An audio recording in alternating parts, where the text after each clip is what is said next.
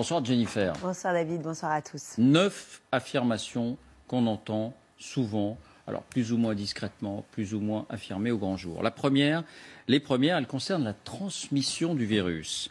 Le coronavirus peut se propager seul dans l'air.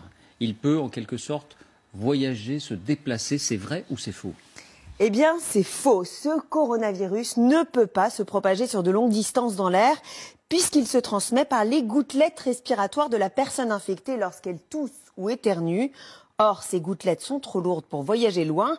Elles se propagent à 1 mètre maximum. Donc, même si vous êtes dans la même pièce qu'un malade, mais à 2 ou 3 mètres de distance, il n'y a pas de risque de contamination. Une réserve quand même, suite au cas du Diamond Princess. Rappelez-vous, ce navire mis en quarantaine au Japon où on a recensé 4 décès et 700 contaminations.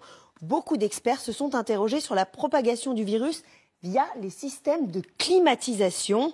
Les gouttelettes émises par des patients contaminés auraient pu voyager dans les conduits d'aération, surtout que le système d'aération au sein des cabines n'était pas pourvu de filtres comme ceux prévus dans les hôpitaux. Mais le virus peut survivre sur des objets comme les billets de banque si les gouttelettes tombent dessus d'une certaine manière. C'est vrai ou c'est faux ? C'est vrai, mais le risque est très faible. Les données scientifiques montrent que le coronavirus peut survivre sur des objets pendant quelques heures, voire exceptionnellement quelques jours. Si une personne infectée touche ou éternue sur cet objet, il peut être contaminant. La meilleure protection consiste donc à se laver les mains régulièrement. En Chine, on a d'ailleurs vu des opérations massives de désinfection de billets de banque, notamment à Wuhan.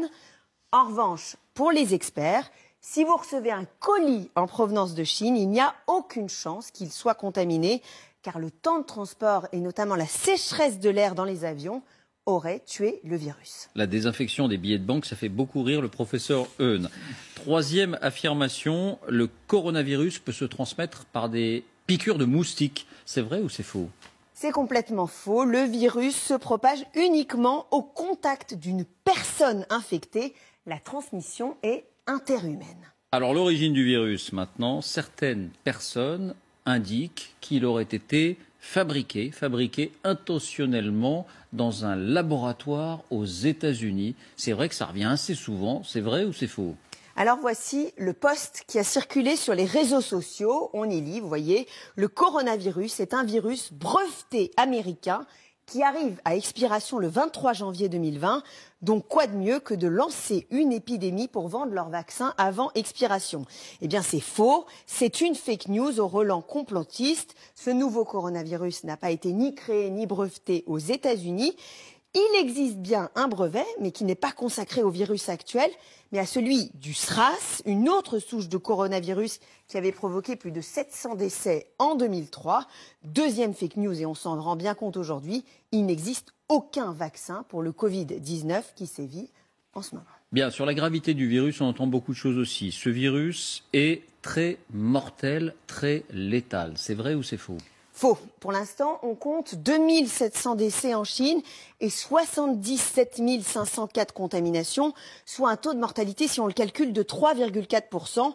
Mais ce chiffre semble largement surestimé puisque tous les malades n'ont pas forcément été identifiés.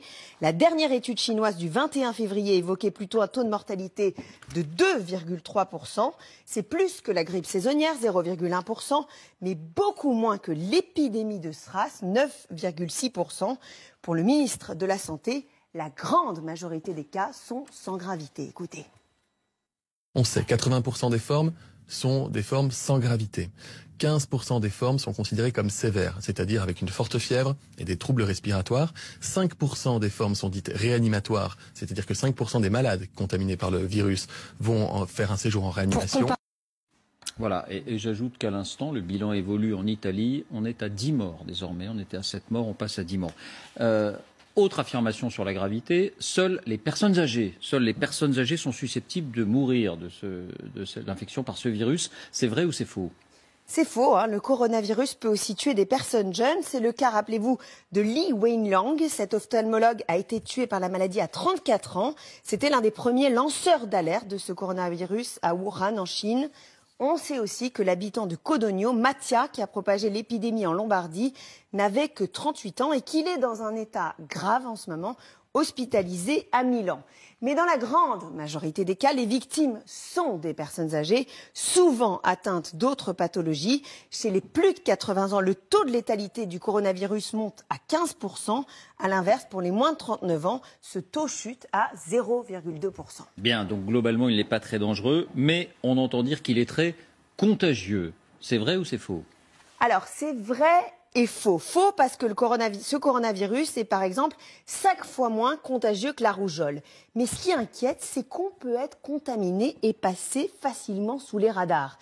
Pourquoi? Eh bien parce qu'il existe des personnes avec des formes très légères de la maladie, voire asymptomatiques, sans toux et sans température, qui peuvent transmettre le virus, d'autant que la période d'incubation du virus est longue.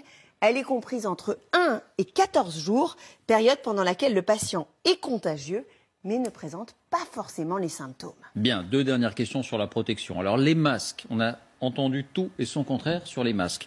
Au final, sont-ils efficaces? Oui, ils sont efficaces, on entend dire. C'est vrai ou c'est faux? C'est vrai, à condition de bien les choisir. Les masques en papier, type masques chirurgicaux, ne sont efficaces que pour les personnes malades et pour limiter la propagation du virus. En revanche, ils ne protègent pas les personnes saines. Pour se protéger, il faut des masques appelés FFP2, comme celui-là. Ils sont plus épais, plus filtrants. Ils sont efficaces 3 heures. Après, il faut les jeter. Ce sont notamment les masques qu'utilisent les soignants au contact des malades. Dernier point, lorsqu'on est vacciné contre la grippe, on nous encourage chaque année à nous vacciner contre la grippe, on est de ce fait protégé contre le coronavirus. C'est vrai ou c'est faux? C'est complètement faux. Le vaccin contre la grippe n'est absolument pas efficace, tout comme les vaccins contre les pneumonies qui n'offrent aucune protection contre ce nouveau coronavirus. Merci beaucoup Jennifer.